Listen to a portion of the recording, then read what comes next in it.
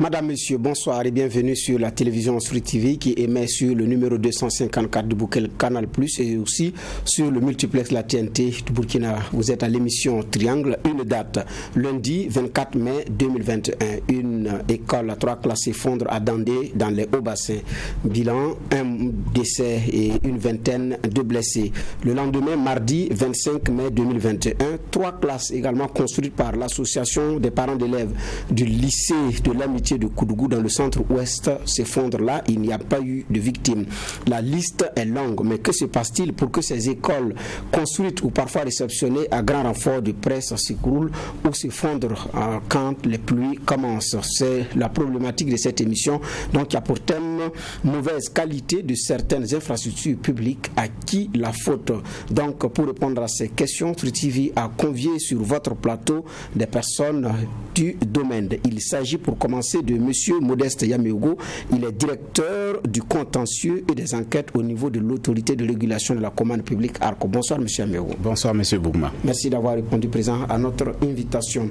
Il s'agit également de Monsieur Aimé Camille Pengerwende Aimé Camille Soubega. Il est le directeur général de l'architecture, de l'habitat et de la construction au ministère de l'Habitat et des Villes. Bonsoir et bienvenue. Bonsoir. Merci. Il s'agit également de M. Doudou Doumbia. Il est vice-président du syndicat national des entrepreneurs du bâtiment et des travaux publics, vice-président de la chambre de commerce en charge des services. Naturellement, c'est un entrepreneur. Bonsoir M. Doumbia, bienvenue. Bonsoir monsieur. Madame, Monsieur, le décor est campé, mais pour commencer cette émission, nous allons visionner ce reportage qui a été réalisé par Joseph Koudougou, notre correspondant à Bobo Dioulasso, qui s'est rendu à Dandé pour faire le constat de l'après-effondrement de cette école. Encore une fois, et c'est après ce reportage que nous allons revenir sur cette émission. Suivons. Voici ce qui reste du deuxième bâtiment de l'école B de Dandé, une commune rurale située à une soixantaine de kilomètres de Bobo Dioulasso. Ce bâtiment qui abritait 3 salles de classe et le bureau du directeur s'est effondré le 24 mai 2021 suite à une forte pluie. C'est aux environs de 16h10, voilà, quand j'étais en composition. Voilà, il y avait une pluie qui a commencé avec un vent violent et on n'a rien compris subitement. Le vent a emporté les tôles de la classe du CE2 jusqu'au CM2. Et pendant que le vent décoiffait la toiture, en même temps les débris de briques, en tout cas, ont commencé à chuter sur les élèves et sur les enseignants. Et donc, il fallait maintenant qu'on essaie de trouver une solution. On a essayé d'échapper. Le drame a causé le décès d'un élève et fait de nombreux blessés. Parmi les victimes, Linda, élève en classe de CE2 qui avait été admise aux urgences dans le coma. Elle se rétablit peu à peu, mais garde en mémoire les traumatismes subis. Bon, si Linda n'arrivait pas à expliquer, c'est parce que Linda même, elle était dans le coma. Elle était parmi les 3 cas graves. Donc, par la grâce de Dieu, Dieu merci, elle revenait en vie. Donc, c'est difficile qu'elle puisse se rappeler un peu de ce qui s'est passé. Sinon, elle sait qu'il y a eu un problème. Et elle a vu, en tout cas, par la suite, je pense que quand elle est arrivée sur le site, elle a vu, en tout cas, comment le bâtiment a été délabré. Donc, sur la tête, elle a toujours la blessure. Donc, elle sait que ça a été vraiment une situation qui s'est passée. Il y a eu des chutes de briques, des blessures graves. Mais vraiment, en tout cas, il y a eu trop de blessés. Mais en tout cas, présentement, tous les malades ont été libérés et ils sont à domicile présentement. Après une semaine d'arrêt des activités pédagogiques, enseignants et apprenants ont dû déménager dans ces locaux pour terminer le reste du programme de l'année scolaire. On a déplacé toute l'école en réalité et amené au niveau de ce site-là. Alors donc au niveau d'ici, on nous a donné 3 classes et ces 3 classes-là c'est le CE2, CM1, CM2. Et de l'autre côté à l'école Dandé B, c'est effectivement les 3 classes-là qui ont eu le problème. Donc le CP1, et nous sommes venus ici, effectivement, bon, chacun a eu chaque classe en tout cas a pu avoir en tout cas sa place. Donc nous a donné 3 salles pour pouvoir remplacer les 3 salles de l'autre côté. Mais maintenant, il y a le CP1, le CP2, le CE1 et aussi, on les a donné une place de l'autre côté là-bas. Donc, il n'y a pas de problème à ce niveau. Le retard cause souvent beaucoup de problèmes. Le retard cause souvent beaucoup de problèmes. Mais si ça se trouve que la classe a déjà achevé son programme, il ne reste que les révisions, bon, ça, il n'y a pas de problème. Ce bâtiment de l'école B de Dandé réalisé en 2014 a été construit, faut-il le rappeler, sur transfert de ressources de l'État aux collectivités. Merci à Joseph Koudougou pour ce reportage. Donc vous l'aurez constaté, il y a une réorganisation au niveau de l'école, mais ce qui frappe à l'œil, c'est que c'est un bâtiment qui ne date pas d'il y a longtemps, 2014. Nous sommes en 2021 et donc ça a été également fait sur transfert de ressources au niveau de l'État. Donc des questions techniques également que nous allons essayer d'élucider au cours de cette émission. Madame, Monsieur, c'est parti pour cette émission Triangle consacrée à la mauvaise qualité de certaines infrastructures publiques. À qui la faute? Alors, je vais m'adresser pour commencer à M. Pengrawende Soubega, donc directeur général de l'architecture, de l'habitat et de la construction. Nous avons de la chance que vous êtes en même temps architecte urbaniste. Quand on regarde le bâtiment, on a l'impression que ça a été décoiffé pour être refait.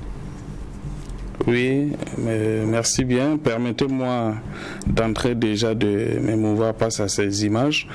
Il faut dire effectivement que la situation dans laquelle se trouvent aujourd'hui les constructions nécessite vraiment que des mesures urgentes et fortes soient prises pour qu'effectivement nous puissions améliorer cette qualité-là. Jusque-là, on a eu affaire à des dégâts matériels. Du moment où nous commençons à enregistrer des pertes en vie humaine, il va de soi que ce n'est pas une situation qu'il faut prendre à la légère. Et vous souhaitez à ce qu'on réagisse effectivement par rapport à la qualité de ces ouvrages. Nous avons les images, elles sont claires. C'est des ouvrages qui sont de qualité insuffisante, largement insuffisante. Et quand on fait le tour de ces équipements, effectivement, on se rend compte qu'il y a des difficultés au niveau des toitures qui s'en vont. Et ça peut poser plusieurs niveaux d'insuffisance dans la réalisation des ouvrages. Allant des études à la qualité de la réalisation des constructions. Et donc, c'est vraiment un ensemble.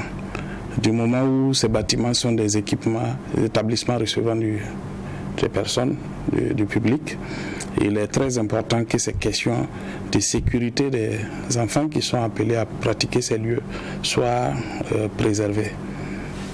Alors, M. Doumbia, vous êtes entrepreneur, vous faites dans le BTP. Quand vous regardez le bâtiment, M. Soubega a pointé du doigt également plusieurs hypothèses possibles, y compris jusqu'au niveau études. Alors, quand vous regardez un tel bâtiment avec l'œil du technicien, vous dites qu'est-ce qui n'a pas marché? Merci bien Bernard. Tout d'abord, je m'incline sur la dépouille des disparus et pompe d'établissement aux blessés qui sont toujours, je pense bien, toujours à l'hôpital. Par rapport à votre questionnement, effectivement, comme venait de dire M. Soubega, il faudra qu'on arrive rapidement à situer les responsabilités et prendre des mesures fortes par rapport au domaine où je fais partie, c'est-à-dire l'entrepreneur du BTP. Ici, il faudra qu'on arrive aussi à situer les responsabilités de tout un chacun. Voilà. Et je pense que sur ce point, il ne faut vraiment pas que l'administration lésine.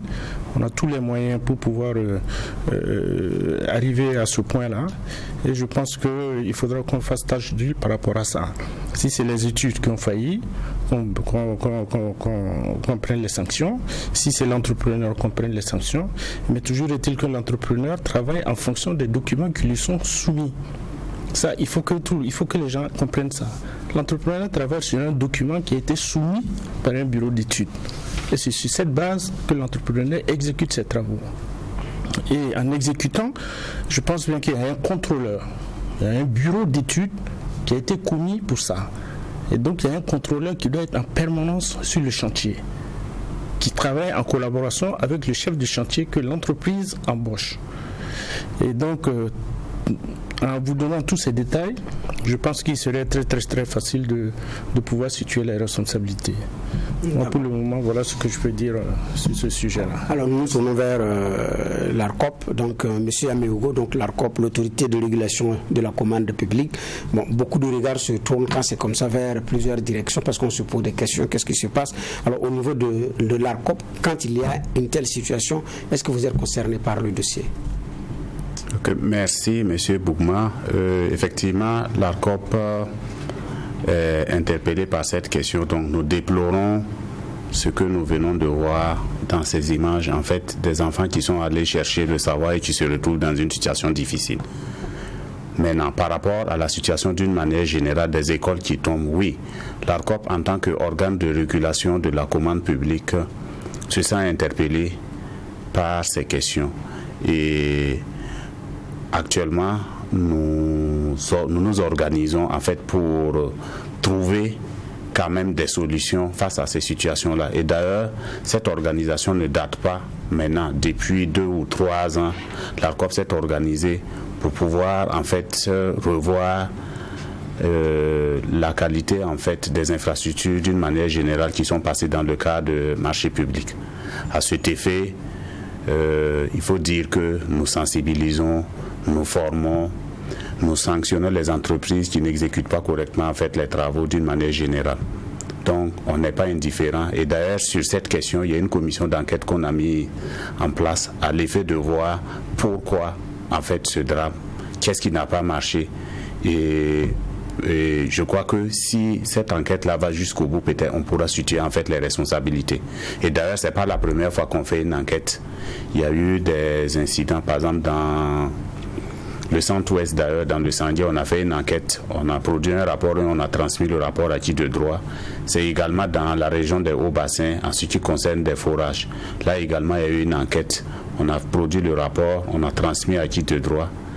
Et la dernière qu'on a produit, c'est des infrastructures du MENA, où il y a Acomode qui avait accompagné en fait l'État dans la réalisation de ces bâtiments. Là également, l'enquête est terminée. On a transmis le rapport à Acomode et au ministère concerné. D'accord.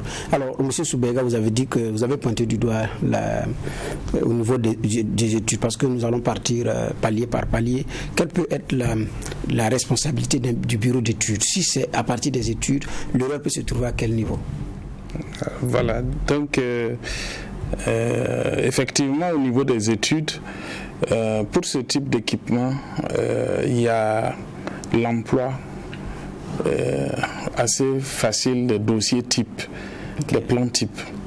Donc, alors que quand on va très vite sur les plans type et les dossiers type pour, je veux dire, passer les marchés, ça comporte énormément d'insuffisances. Parce que sur un plan type d'école que vous utilisez sur tous les sites, vous vous retrouvez avec des sites qui n'ont pas la même configuration, qui n'ont pas le même relief, qui n'ont pas les mêmes accessibilités, qui n'ont pas les mêmes difficultés de manière générale. Donc, en réalité, les plans des écoles et des équipements qui sont sujets à des plans types ont besoin d'être adaptés au site. Et ça, c'est en partant du fait que le plan type lui-même il soit conforme. Dans la manipulation des dossiers, des cadres, des devis qui vont avec les plans types, deux fois, il y a des erreurs qui sont commises à l'intérieur et nous regrettons justement que effectivement les services techniques ne soient pas suffisamment associés. Et donc, depuis 2 années, nous faisons un travail pour revoir la manière dont la maîtrise d'ouvrage public se mène et nous essayons d'attirer l'attention des différents maîtres d'ouvrage que des dispositions réglementaires existent pour que les dossiers techniques de ces équipements-là soient soumis aux services techniques compétents. C'est l'article 77 et 78 de la loi sur la commande publique d'ailleurs.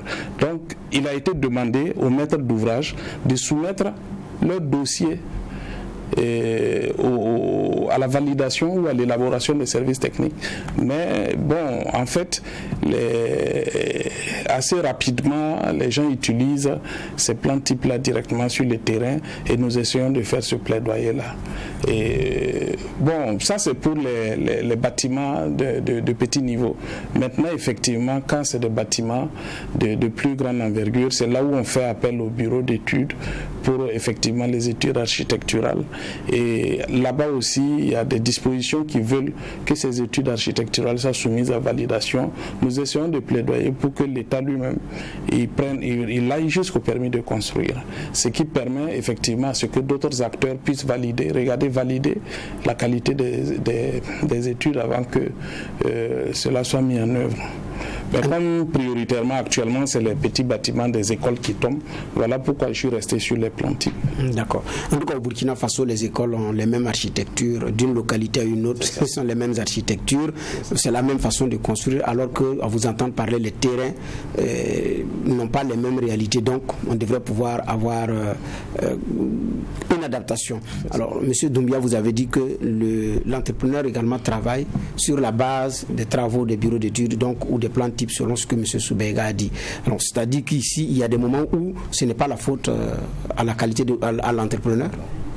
Non, très souvent, c'est vraiment pas la faute à l'entrepreneur. Comme venait de dire M. Soubega, il y a des plans types qui sont là, mais il y a la réalité des sols aussi qui existe. Et très souvent, les plans types sont directement adaptés, ou du moins remis aux entrepreneurs qui vont trouver des terrains complètement incompatibles pour ces genres de travaux. Dans ce cas, on fait comment?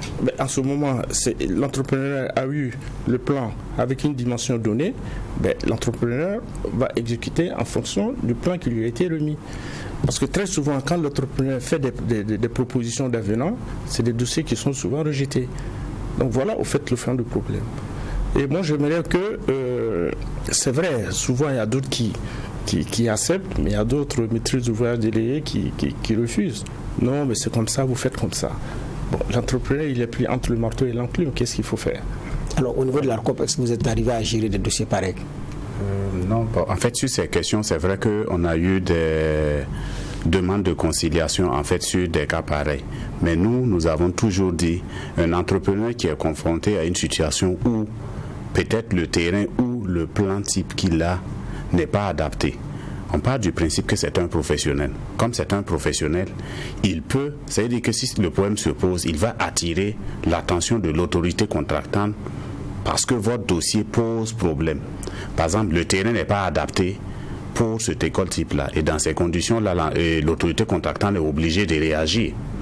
Maintenant, si l'autorité contractante ne réagit pas, je trouve que même l'entrepreneur, il devrait se garder en fait d'édifier ce bâtiment-là. Parce que si ce bâtiment est édifié, c'est ce que nous voyons qui va se passer dès le premier vent. En fait, l'école va tomber.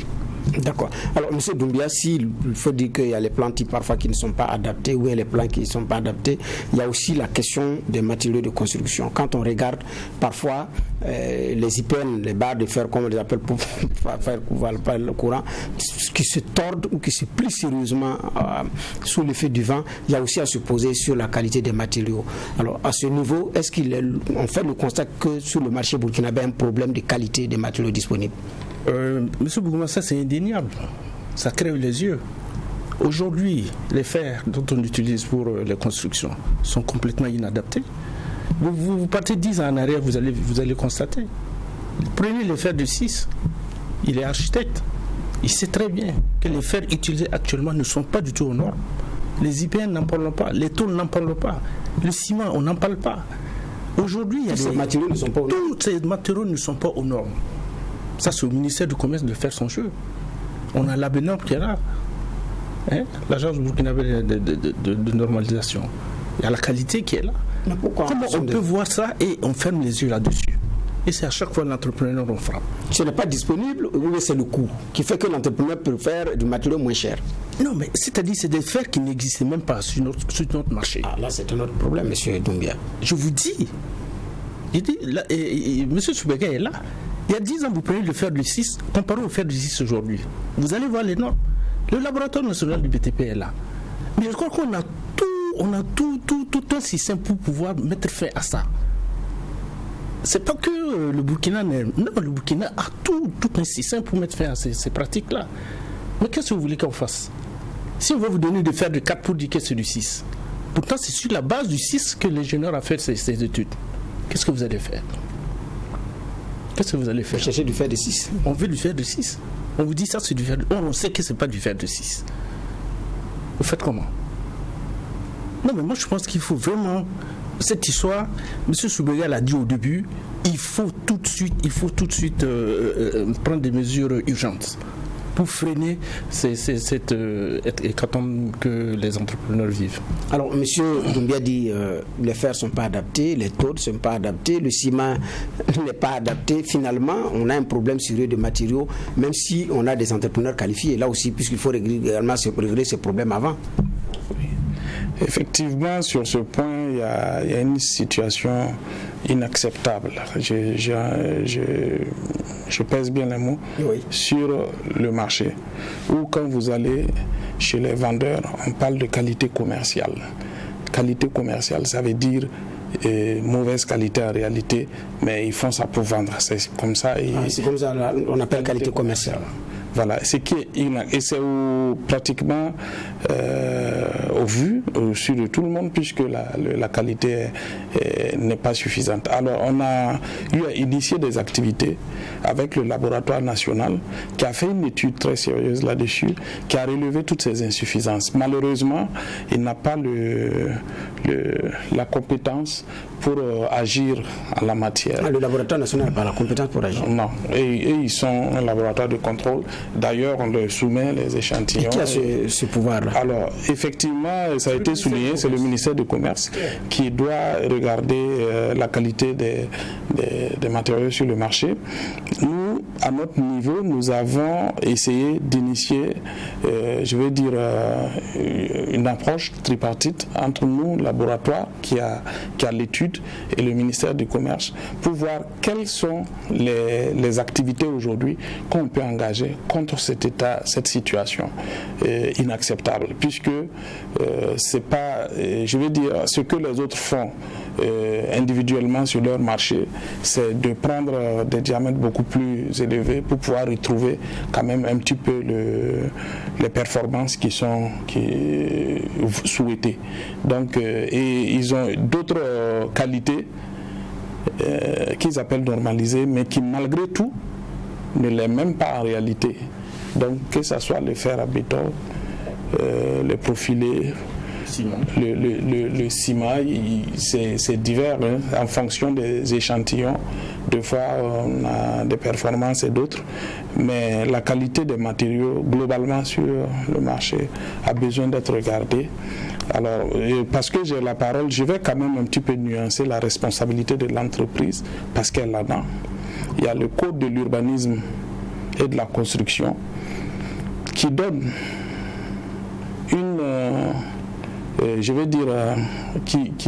la responsabilité de l'ouvrage sur 10 ans à l'entreprise décennale. Et donc c'est pour dire que professionnellement, vous l'avez évoqué, quand les conditions ne sont pas réunies, l'entreprise ne devrait pas exécuter l'ouvrage. C'est M. Yamego aussi qui l'a dit. Alors, on est dans un contexte effectivement où les gens, entre griffes, se cherchent. Ça ne devrait pas l'être. Le dispositif a mis en place le suivi-contrôle. C'est pour gérer ça. Et quand lui, il est défaillant, je pense que les analyses que nous, on a fait, c'est vraiment le point à suivre. C'est le suivi-contrôle. Et ceux qui font le suivi-contrôle, est-ce qu'ils sont conscients qu'il y a un problème de qualité des matériaux également? Ah, bien sûr. Bien sûr, ils sont conscients de cela. Les bâtiments qui ont moins de problèmes, c'est quand le contrôle technique, ça c'est un niveau plus élevé où on met carrément le laboratoire à surveiller les matériaux, leur mise en œuvre. Et donc normalement, dans le dispositif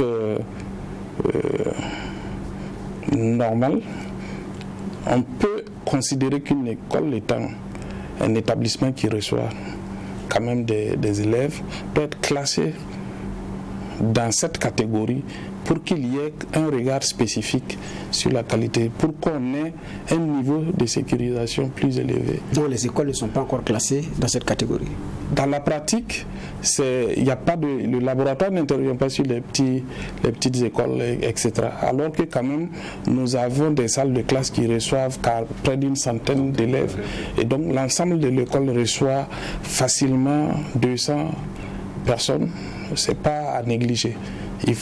Voilà pourquoi nous pensons que c'est l'occasion aujourd'hui de prendre quand même des mesures fortes qui peuvent être mises en œuvre. Les textes, deux fois, pour beaucoup ça existe. Voilà pourquoi je rappelle les dispositions des textes. Oui. C'est la qualité de leur mise en œuvre sur le terrain qui doit être surveillée et doit être suivie. D'accord. Alors, M. Yamewo, quand c'est comme ça, beaucoup se retournent vers l'ARCOP, je l'ai dit. C'est quel type de suivi ou de contrôle que vous faites au niveau du BTP? Monsieur Bougma, peut-être faut rappeler le travail de l'ARCOP. En fait, l'ARCOP n'intervient pas justement directement dans l'exécution des marchés. Nous ne sommes pas dans l'exécution, nous sommes juste dans la régulation. Tout à fait. La régulation, c'est quoi? C'est concevoir les politiques, former et sensibiliser les acteurs, et faire des audits, régler les différends, etc. Donc, pour le contrôle, en fait, tel que vous expliquez, c'est une responsabilité qui pèse beaucoup plus directement sur l'autorité contractante. Voilà, c'est cette structure-là qui est directement concernée. En principe, un marché tel peut être exécuté de bout en bout sans que l'ARCOP ne... Nous, on est interpellé sur un marché lorsqu'il y a un litige. Et ça, c'est au stade de la passation. Ou bien au stade de l'exécution et un blocage. Également, on intervient en matière de conciliation. Sinon, en dehors de ça, le travail de l'ARCOP, c'est accompagner les acteurs en mettant à leur disposition des outils, les former, les sensibiliser. Et puis, dans le cadre de la discipline, là, c'est sanctionner ces entrepreneurs, en fait, défaillants là dans le système. Alors, mais s'il y a eu des cas comme ce qui s'est passé à Dandé, à Koudougou, oui. Alors est-ce que vous intervenez maintenant? Et comment est-ce que vous intervenez? Oui, là, nous intervenons. Nous sommes interpellés à travers notre direction des enquêtes. Donc, quand un tel cas se pose, normalement, on va mettre en place une commission d'enquête à l'effet de vérifier qu'est-ce qui s'est passé. Et je rappelle que sur le cas de Dandé, il y a effectivement une commission d'enquête qui est mise en place au niveau de l'ARCOP. Les acteurs qui sont composés en fait des membres de l'organe de règlement des différends. Donc il y a un du secteur privé et un de la société civile et ils sont épaulés en fait par le secrétariat permanent pour faire le point de cette situation. Donc dès qu'ils vont aller sur le terrain et épaulés surtout par des techniciens. Je rappelle que pour cette commission même, c'est dirigé par quelqu'un qui est dans le bâtiment. Donc quand ils vont finir, ils vont recueillir les éléments, produire un rapport après avoir écouté évidemment les parties, les intervenants en fait dans ce dossier-là. Ils vont produire le rapport. Le rapport, on va le transmettre aux intéressés pour leurs observations. Donc s'il n'y a plus d'observations, on va clore le rapport définitivement, qu'on va transmettre à notre organe suprême qui est le Conseil de régulation. Le Conseil de régulation va examiner le rapport et dire la suite à tenir. Donc, si les responsabilités de l'entreprise sont claires, l'entrepreneur qui a édifié le bâtiment, ou bien au niveau du suivi-contrôle, c'est des entreprises privées, là, l'organe chez nous peut entendre ces entreprises-là, ces structures-là en matière disciplinaire et les exclure. Quand vous regardez sur notre site des entreprises qu'on a exclues suite à ces enquêtes-là, c'est courant. Vous vérifiez sur notre site, on les trouve. Par contre, si c'est la responsabilité des acteurs au niveau de l'administration ici qui est établie, nous ne pouvons que recommander à l'autorité contractante de prendre des mesures disciplinaires envers ces agents-là qui n'ont pas correctement fait leur travail. Parce que, au terme des textes, nous n'avons pas le pouvoir de sanctionner un agent public. D'accord. Et s'il arrivait qu'il y a effectivement une entreprise qui vend des matériaux qui ne sont pas conformes, est-ce que vous êtes concerné aussi par ce dossier-là? Là, ça, c'est une compétence liée au ministère du Commerce. D'accord. Donc, Madame, Monsieur, vous êtes à l'émission Triangle. Nous parlons de la mauvaise qualité de certaines infrastructures. À qui la faute? Ce qui est pointé du doigt, c'est qu'il y a des plans types qui ne sont pas parfois adaptés aux réalités du terrain, des sols qui ne sont pas souvent aussi adaptés aux plans types, mais il y a aussi la réalité aussi que les matériaux de construction ne sont pas aux normes du ciment, en passant par le fer, les tôles. En tout cas, il y a un travail travail à faire par le ministère du Commerce par rapport à toutes ces choses-là. Mais en même temps aussi, il y a aussi la façon dont les marchés sont passés, le système de passation des marchés au niveau du Burkina Faso. Je suis sûr qu'on a de très bons textes, mais l'application aussi pose problème en matière d'appel d'offres par rapport à toutes ces choses-là. Ce qui est pointé du doigt, c'est la question du moins 10 ans. Donc la question du moins 10 ans qui fait que certaines entreprises qui sont très bien, mais en fonction du coût, on donne à quelqu'un qui dit qu'il peut faire à tel coût-là et après, cela s'avère pas nécessaire. On se rend compte que ce n'est pas possible. Mais la question que je pose, est-ce que quand on donne au moins 10 ans quand même, il y a une réalité de terrain? On sait que quand même si ce silo coûte 100 francs et que quelqu'un vous dit qu'il va vous donner ça à 50 francs, c'est quand même pas réaliste. Monsieur Amego, est-ce que vous intervenez aussi au niveau... C'est vrai que c'est quand il y a un litige que vous intervenez. Et c'est comment est-ce que ça se passe à votre niveau quand il y a des querelles, des litiges de ce genre par rapport aux attributions des marchés? Ok. Sur cette question des textes sur les marchés publics, donc je rappelle que pour le cas du Burkina, on ne va pas se jeter les fleurs, mais quand même notre système est performant. Et la preuve de la performance de ce système-là, c'est que tous les pays de l'UEMOA sont passés ici pour voir comment nous procédons. Donc nous recevons régulièrement les délégations de ces pays-là pour voir comment ça est. Donc on n'a pas un problème de texte au Burkina. Le problème au Burkina, c'est un problème d'hommes, c'est un problème d'indiscipline en fait des acteurs dans la mise en œuvre de toutes ces procédures. Lorsque vous écoutez d'une manière générale le citoyen lambda, on part du principe que non, que le marché est attribué au moins 10 ans. Ce n'est pas vrai. Nous avons un système où, quand une procédure est lancée, on analyse à la fin, on retient les entreprises techniquement conformes. Donc, s'il y a 10 entreprises techniquement conformes, comme on va les départager, on va prendre celui qui est moins cher. Mais le moins 10 ans, comme le citoyen lambda l'entend, c'est qu'on a ouvert les enveloppes et directement celui qui est le moins cher non est attributaire du marché, non. À l'ouverture, à compétence égale, on va prendre le moins cher. Et également, ce cas était tellement criard qu'à un moment donné, nous avons essayé de trouver une formule pour mieux encadrer en fait ces offres-là. La formule consiste à quoi? À revoir, c'est la prévision de l'autorité contractante qui va peser 60% et la combinaison des offres conformes qui pèse 40%.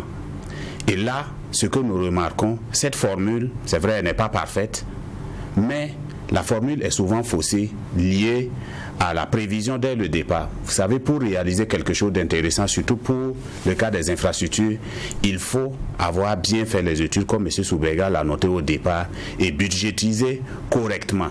Vous ne pouvez, regardez maintenant, il y a 10, 20 ans de cela, les écoles étaient à près de 30 millions. Aujourd'hui, on voit des budgets où on a prévu que l'école doit être réalisée. Les 3 classes vont être réalisées à 21 millions. Il y a véritablement un problème. 18. À 18 millions même. 18, donc, quand on va prendre même la formule que nous, on a essayé de mettre en place, vous faites la combinaison, il est évident que ça va pousser certains entrepreneurs qui veulent les marchés à aller à 16, 17 millions. Donc, malgré la formule, on n'en arrive pas. Et d'ailleurs, les entrepreneurs même ont trouvé le système de tirer la formule là vers les extrêmes. En faisant quoi? En faisant des offres fantaisistes. Par exemple, on annonce que dans le budget, on a 30 millions pour réaliser l'école. Vous allez voir un entrepreneur qui va venir et qui est à 50 millions. Alors qu'on a dit clairement que le budget c'est 50 millions. Mais en réalité, on sait ce qu'il y a derrière. Cette entreprise a agi par procuration. C'est pour tirer l'offre au profit d'une autre entreprise. Peut-être que souvent, c'est un entrepreneur qui a 3 en tête et qui fait ce jeu. Donc là également, nous notons que... C'est-à-dire, l'offre c'est à 30 millions. Oui. Lui, non, l'enveloppe prévision, c'est 30 millions. 30 millions, oui. Mais il vient faire une offre de 50 millions. Alors que vous savez, on ne peut pas attribuer le marché au-delà de la ligne budgétaire qu'on a, les 30 millions. Mais comment il fait après pour avoir le marché? Puisque vous dites qu'il peut avoir plusieurs entreprises. Mais oui, il vient avec plusieurs entreprises. Et c'est l'entreprise qui a 17, 16 millions là qui va avoir le marché. Et pourquoi cette entreprise a le marché? C'est parce que tout simplement, l'offre de 50 millions a tiré, en fait, c'est une technique pour manipuler les marges qu'on a. Sinon, si l'autorité contractante est à 30 millions comme enveloppe, des offres sérieuses autour de 25, 30, 25, 26 millions viennent. Si on fait la combinaison, on va se retrouver à une moyenne autour de 27, 28 millions. Donc ça veut dire que si vous venez avec une offre de 25 millions, même vous serez écarté pour offre anormalement basse.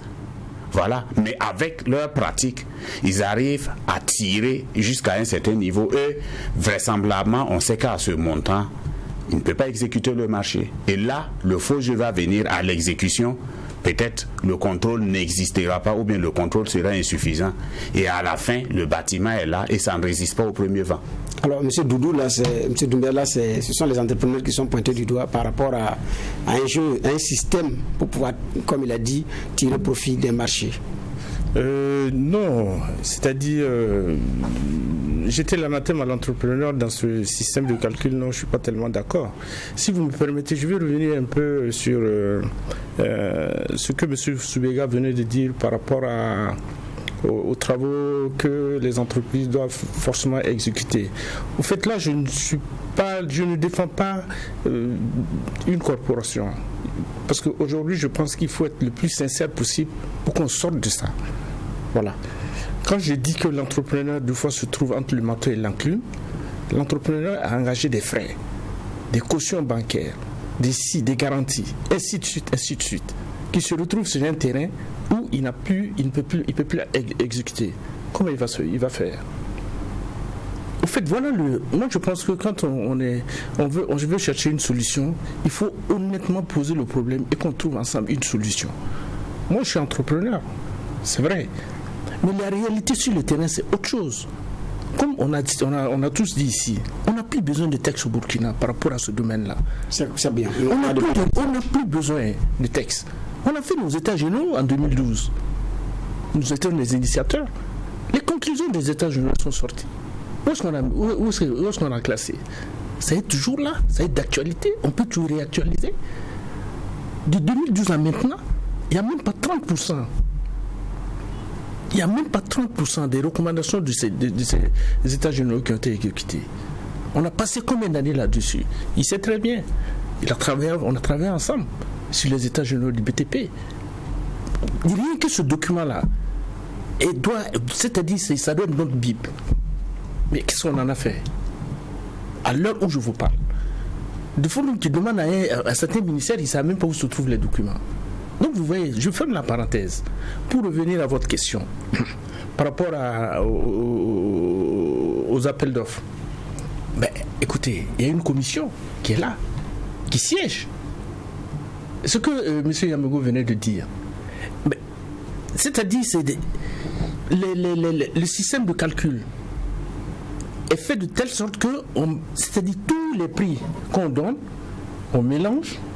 Pour parler en français facile, oui. On mélange tout, on sort une moyenne et un pourcentage, plus ou moins, qu'on travaille là-dessus pour pouvoir déterminer l'entrepreneur qui doit passer. Mais moi, j'accuse les commissions. Je le dis honnêtement, j'accuse les commissions. Parce que c'est aux commissions de savoir à qui attribuer un marché. Parce qu'on se connaît dans ce pays. Le Burkina, là, c'est un désert. On sait qui est capable de faire ça à tel prix, qui n'est pas capable. Maintenant, si vous avez des agents de l'État qui créent eux-mêmes les entreprises, vous venez leur donner des marchés. Mais vous voulez qu'on dise quoi? Voilà le fond du problème. Il faut avoir le courage de le dire. Il y a une concurrence déloyale. Il y a une concurrence déloyale qui ne dit pas son nom. Mais au niveau du syndicat, il y a des mécanismes pour dénoncer ces choses. Mais nous avons dénoncé. On n'arrête pas de dénoncer. Mais on ne nous écoute pas. On n'arrête pas de dénoncer. On ne nous écoute pas. Alors, il nous est revenu également que dans le rang du BTP, il y en a qui refusent maintenant de prendre des marchés publics comme des écoles, des CSPS, compte tenu des réalités du marché et que vous allez vous casser les dents en tant qu'entrepreneur. Comment on appelle ça? Votre image va prendre un coup. Est-ce que vous avez eu dans vos rangs des gens aussi qui refusent? Nous en avons entendu parler. Est-ce que c'est vrai? Mais voilà un cas vivant devant vous. J'ai retiré mon pied du BTP. Pourquoi? C'est à cause de ça. Ah, vous ne faites plus du BTP? Non, j'ai suspendu. Et je suis revenu Parce que je me suis dit, on peut être en marge de cette histoire. Nous, on a fait le BTP, comme disait Inyamego. Les écoles, on les faisait à 30 millions. À 30 millions, il y a quoi? Il y a 15 ans, 20 ans. Fasso Bara, prenez les devis de Fasso Bara. Au démarrage de Fasso Bara, les écoles étaient à combien? Renseignez-vous, vous allez voir. Vous allez comparer les prix de Fasso Bara maintenant.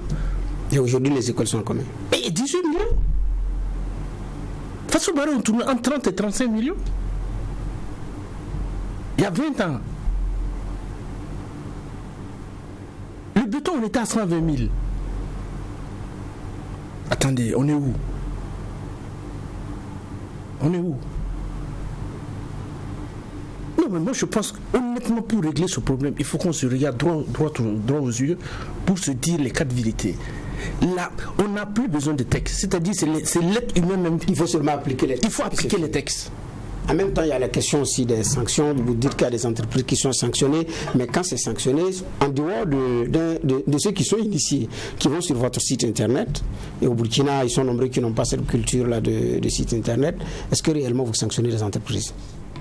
Oui, on sanctionne. La moyenne par an, c'est combien? Parce qu'apparemment, il y a beaucoup d'indélicats. Oui, en fait, les entreprises que nous sanctionnons, ce sont des faits qu'on a portés à la connaissance, en fait, de l'organe de règlement des différends. Et sur le site, en fait, il y a trois catégories. Vous allez voir la liste des entreprises défaillantes, la liste des entreprises suspendues et la liste même des autorités contractantes en griffe indélicate. Ah, il y a même des autorités contractantes qui sont indélicates. Oui, par exemple, il y a des personnes, par exemple, on a eu quelques cas. Bon, le cas est pendant devant la juridiction, donc je ne peux pas trop parler de ça. Oui. Sinon, l'acteur en question on a proposé que l'acteur là soit sanctionné disciplinairement et la décision a été contestée devant les juridictions. Comme ça suit son cours. Sans dire qui que ce soit, comme vous dites que ça suit son cours, expliquez-nous le mécanisme de comment est-ce qu'on arrive à sanctionner l'autorité contractante. Oui, l'autorité contractante, à la tête de l'autorité contractante, il y a un agent. Et le cas qu'on a eu, on a rendu une décision suite en fait à une plainte. Et quand la décision est rendue comme ça, l'autorité contractante doit aller mettre en œuvre la décision. Cette autorité contractante est allée, elle a refusé de mettre en œuvre la décision. Elle a continué l'attribution avec la première décision, sous prétexte qu'elle n'était pas informée en fait de l'autre décision qu'on avait rendue. Alors que ce n'était pas vrai. On a notifié les décisions de l'autorité. Cette autorité était au courant. Donc, et sur ces faits, en fait, les textes ont prévu que le refus de mettre en œuvre une décision de l'organe des différends c'est une infraction. Et donc, l'autorité en question a été entendue et l'organe de règlement des différends a proposé que cette personne-là ne soit plus dans la chaîne de passation des marchés publics sur une période qui va jusqu'à 3 ans. Donc, on a proposé cette sanction au niveau de l'autorité hiérarchique. Et comme je le disais en début d'émission, nous n'avons pas la compétence pour exclure en fait cet agent. D'accord. Alors, M. Soubega, l'école de Dandé, comme dans beaucoup d'autres infrastructures, ça a été fait sur la base de transfert de ressources. L'État qui a transféré les ressources naturellement. On pense aux collectivités qui sont maintenant devenues pratiquement, c'est eux qui ont demandé le marché. Alors, l'État a transféré les ressources. Est-ce qu'à partir de ce moment-là, l'État a encore un pouvoir de contrôle? Parce que c'est vrai, ici c'est le MENA qui est indexé parce que c'est une école, mais est-ce que quand les ressources sont transférées, le ministère de tutelle, ça peut être le ministère de la Santé parce que ça peut être un CSPS, est-ce qu'encore le ministère a un pouvoir ou un droit de regard sur l'ouvrage? Alors, pour ce qui est des ressources transférées, je ne saurais trop m'avancer sur les contours et les implications. Mais par rapport à mon domaine, oui, je suis précis là-dessus. C'est de la maîtrise d'ouvrage public. Les constructions effectuées par les collectivités avec la ressource publique rentrent dans le cadre de la maîtrise d'ouvrage public et doivent être soumis aux dispositifs mis en place de manière générale pour la question.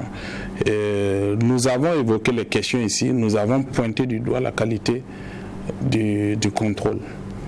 Le suivi-contrôle. Pourquoi? Parce qu'un bon suivi-contrôle règle tous les autres problèmes autour. Un bon contrôle règle la qualité des matériaux sur les chantiers, va empêcher, parce que le jeu qui est de prendre le marché moins cher et d'aller se débrouiller sur le terrain, un suivi contrôle peut empêcher cela. Parce que si vous devez doser convenablement le ciment, utiliser les bons matériaux, si vous devez construire le bâtiment dans les règles de l'art, ne tricher sur aucune qualité, vous pouvez ne pas pouvoir exécuter le marché ou en tout cas ne pas gagner grand-chose. Et donc, les offres qui suivent, les gens pourront être amenés à bien les exécuter. C'est la défaillance du suivi-contrôle, à mon avis, qui est un point important dans ce système. Et il y a une pratique très répandue auprès des collectivités qui est le consultant individuel, qui est un vrai problème, qui échappe un petit peu à tout contrôle. On prend un individu à qui on donne le marché d'aller suivre une école sans mettre en place le dispositif derrière pour contrôler la qualité de la prestation. Nous ne savons pas la régularité de cela, nous ne savons pas les performances de cela. Et donc, c'est un vrai problème quand on regarde le résultat qui est les écroulements d'écoles. Parce que c'est vraiment dans ces écoles, avec les ressources transférées, et la clarté de le dire, on a des difficultés là-dessus parce que le système doit être mieux suivi. Les chantiers doivent être suivis. Et quand vous donnez un marché d'école dans une localité reculée, où effectivement, si vous ne mettez pas en place un dispositif, vous avez un suivi-contrôle qui est payé, mais vous n'avez pas les moyens de suivre la présence du suivi-contrôle. Je prends un exemple. Le suivi-contrôle est pris pour être à pied d'œuvre. Il doit être mobilisé permanemment sur le chantier. C'est pour vous dire que les textes n'ont pas de problème. On donne un marché et on paie quelqu'un pour aller suivre régulièrement. C'est même pas régulier, c'est tout le temps. Il doit être sur place. Et donc, quand le monsieur suit les équipes à la réception et n'arrive même pas à reconnaître le village, quand l'immeuble est fini, lui-même il cherche la route, il ne reconnaît pas le village, ça veut dire que le suivi-contrôle est complètement défaillant. Et c'est le suivi-contrôle qui doit aller dire, dans le marché, l'entreprise a promis une bétonnière, un vibreur. Je n'accepte pas que le béton soit fait de telle et telle manière. Les briques doivent être confectionnées à l'ombre. Il y a un temps qu'on doit mettre pour les monter. Le béton doit être dosé de temps. C'est le suivi-contrôle. Bon, si ce suivi n'est pas là... Et qui est chargé de suivre d'ailleurs celui qui fait ce suivi-là? Ben justement, si celui ne fait pas son travail, il doit avoir également à l'arrière... Je vais justement en arriver là, parce que nous, depuis plusieurs années, nous faisons ce plaidoyer. C'est nous. C'est-à-dire c'est le ministère en charge de la construction et de l'habitat, qui doit superviser la construction. Et nous, on est déconcentrés partout. Et nous, on est capable, effectivement, d'aller sur les chantiers pour voir si, effectivement, le suivi-contrôle est sur place ou quoi. C'est ce que nous, on a appelé la supervision. Nous faisons le plaidoyer pour que les maîtres d'ouvrage publics l'intègrent.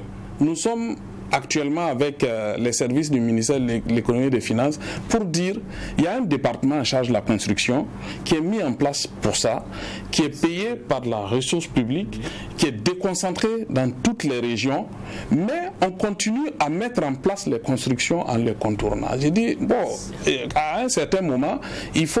Quand on a parlé des maîtres d'ouvrage, les maîtres d'ouvrage, voilà pourquoi j'ai rappelé les textes sur les études.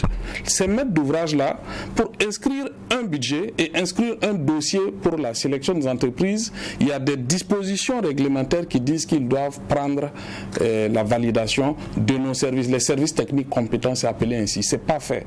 Voilà pourquoi on dit les textes sont bons, l'application ça pêche.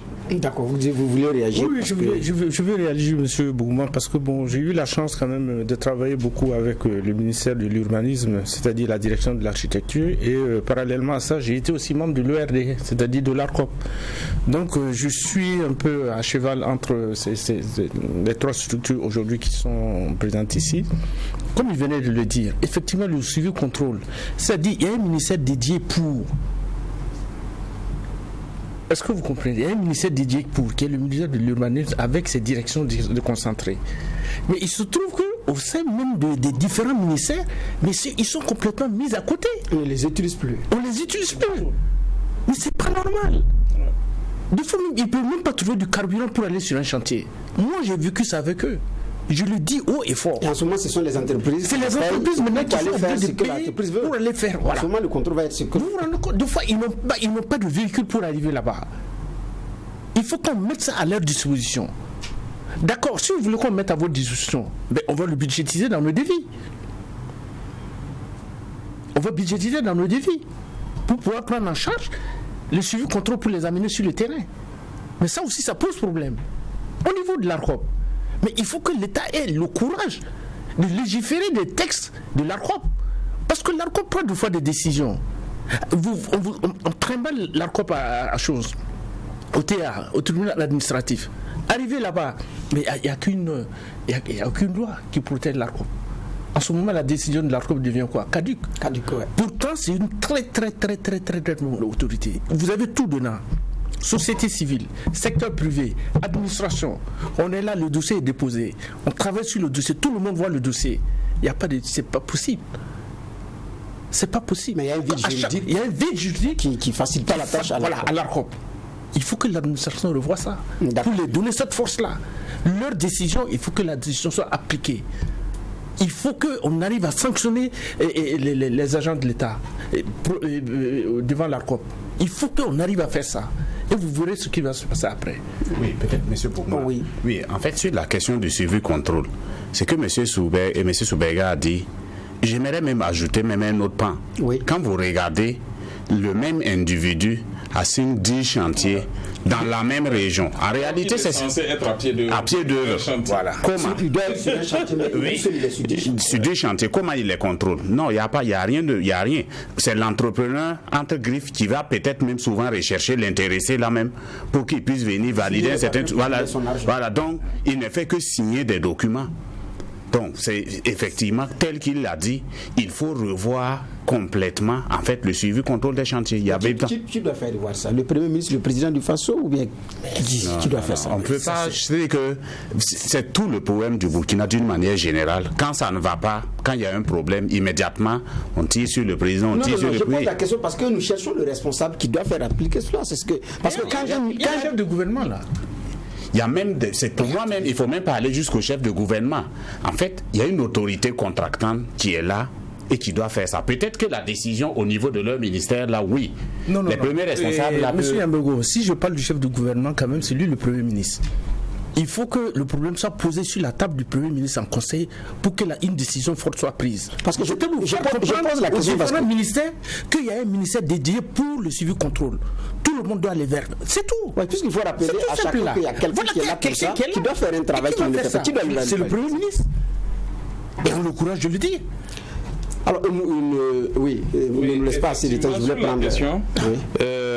On a reçu un appui vraiment détaillé du Premier ministre en 2020 qui a sorti une note circulaire et qui a dit à tous les maîtres d'ouvrage publics de se référer au ministère en charge de la construction pour initier leur chantier. Malheureusement, dans la pratique, la prise en charge de ça est restée difficile. Et donc, il y a une lettre de notre ministre qui a suggéré au ministre des Finances la mise en place d'un petit noyau pour régler le problème. De manière pratique, la maîtrise d'ouvrage public étant des marchés publics, le processus doit pouvoir constater la présence et le respect des normes en matière de construction, la présence des services techniques compétents et le respect des normes en construction. Et donc ce travail doit être fait pour permettre effectivement de déposer des choses assez précises sur la table. D'accord, très bien. Comme nous sommes pris par le temps, je reste avec vous, M. Soubega, parce qu'on a fait le point également de cette situation. Alors, pour améliorer le dispositif, qu'est-ce qu'il faut faire pour changer tout ça en termes de propositions? Et c'est ce qui va clore notre émission. Donc, je prends vos propositions. Ok, merci bien. Les propositions pour améliorer cela, alors nous allons préconiser déjà qu'on aille au respect de tous les textes déjà existants. S'ils étaient rigoureusement appliqués déjà, allaient permettre d'améliorer la qualité de construction. En matière de maîtrise d'ouvrage public, vu qu'on parle des écoles, c'est effectivement que les études et les devis, les implantations pour permettre de finaliser le dossier d'appel à concurrence, effectivement, soient élaborés, validés par les services techniques pour les adapter au site, tenir compte des contraintes spécifiques, pour que le dossier déjà soit bien propre. Deuxièmement, c'est la qualité du suivi-contrôle. C'est déjà de prendre un suivi-contrôle de manière pertinente, mais de faire suivre les prestations de ce suivi-contrôle-là par les services techniques, pour que le suivi-contrôle ne soit pas quelqu'un qui soit un petit peu dans la nature comme ça et qui signe les documents et après qui n'ont pas de conséquences. C'est suivre les prestations du suivi-contrôle, la performance même du suivi-contrôle. Et le troisième point, c'est le jeu de responsabilité. Que quelqu'un qui a une prestation défaillante soit puni à la hauteur de sa responsabilité. Voilà. Et c'est ça qui est le vrai problème, où la plupart des écroulements, je vais peut-être après rester en contact avec M. Amégo pour les résultats des enquêtes. Ce n'est pas suivi des faits. Il y a des écroulements d'écoles et on n'a jamais effectivement présenté. Est-ce que c'est. À un certain moment, il faut que ça soit vraiment ça. L'engagement décennal qu'il soit pleinement joué, que l'entreprise qui a réalisé du béton soit responsable de la structure sur une période, une assez longue période. Parce que la durée de vie d'un bâtiment, quand même, est assez élevée. Donc, un engagement décennal me semble assez correct. D'accord. Merci, M. Amégo. Et pour finir, il y a une initiative du ministère, effectivement, je pense qu'on en parlait, de convoquer un atelier. C'est ça. Pour réunir tout, vous êtes aussi conviés sur la qualité des constructions, la société civile, tous les ordres, les architectes. Il y a dans les jours qui viennent cette grande rencontre-là qui va permettre de ramener tous ces sujets-là et de faire des recommandations. On les connaît d'ailleurs puisqu'il y a eu les États. Ok, merci bien. Merci. Voilà, monsieur Amégo, il ne nous laisse vraiment pas assez de temps. Ok, non, chez moi c'est un résumé. Pour ces infrastructures de qualité là, c'est la responsabilité en fait de tous les acteurs. Chacun doit jouer pleinement son rôle. Donc que cesse l'indiscipline qu'on observe en fait à tous les niveaux, que ce soit au niveau du secteur privé, au niveau du secteur public, tous les acteurs d'une manière générale. En fait, il faut que nous construisons des infrastructures pour nous-mêmes. Nous ne construisons pas pour un gouvernement, pour un ministre, mais c'est pour nous-mêmes, c'est pour nos propres enfants. Donc il faut que les acteurs là intègrent ça en fait dans leur manière de faire. Monsieur Doumbia. Ok, merci bien. Comme l'a dit Monsieur Amégo, il faut une conscience honnêtement professionnelle. Il faut que mes collègues en fassent une profession, un métier. Voilà. Et à ce niveau, je verrai peut-être probablement avec mon président du syndicat et puis les différents ministères concernés pour qu'on applique sereinement les agréments. Parce que nous avons des agréments B1, B2, B3, B4. Celui qui vient demander un agrément, qu'on sache réellement est-ce qu'il a envie de faire le BTP. Est-ce que c'est pas pour prendre l'agrément pour un marché et il ferme son entreprise? Il faut qu'il y ait ce suivi-là. Parce qu'il faut commencer par le bas pour aller plus haut. Il se trouve que on a des gens qui viennent directement, on les met et ça pose problème. Donc déjà à la création de l'entreprise. Déjà à la création de l'entreprise, il faut un suivi correct pour pouvoir donner l'agrément parce qu'il faut qu'on en fasse un métier. Voilà, moi c'est ce que je voulais dire par rapport à ça. Et pour rejoindre aussi M. Soubega, par exemple, vous prenez les écoles des Japonais, il n'y a aucun problème. Vous voyez comment c'est construit? Les écoles japonaises, demandez, mais comment c'est construit? Ah bon, faites un tour. Vous n'allez jamais entendre que ça coulait. Mais ils mettent le prix avec un suivi rigoureux. Il faut qu'on arrive à ça. Et c'est dans ce Burkina-là que ces écoles sont construites. Voilà. Mettre le prix avec un suivi rigoureux, respecter scrupuleusement les textes et sanctionner les indélicats. C'est sur ces notes que cette émission prend fin. Nous vous disons merci, vous qui l'avez suivi. J'étais avec vous pour cette émission, Monsieur Modeste Yamégo. Il est le directeur du contentieux et des enquêtes au niveau de l'autorité de régulation de la commande publique, en abrégé ARCOP. Merci d'être venu. Nous étions également avec Monsieur Perwende Aimé Camille Soubega. Il est le directeur directeur général de l'architecture, de l'habitat et de la construction au niveau du ministère de l'Habitat et des Villes. Encore une fois, merci d'être venu. Et nous étions également avec monsieur Doudou Doumbia, vice-président du syndicat national des entrepreneurs du bâtiment et des travaux publics. Encore une fois, merci vous qui nous avez suivis. Au revoir et à très bientôt sur les ondes de la télévision Street TV. Au revoir et bien des choses chez vous.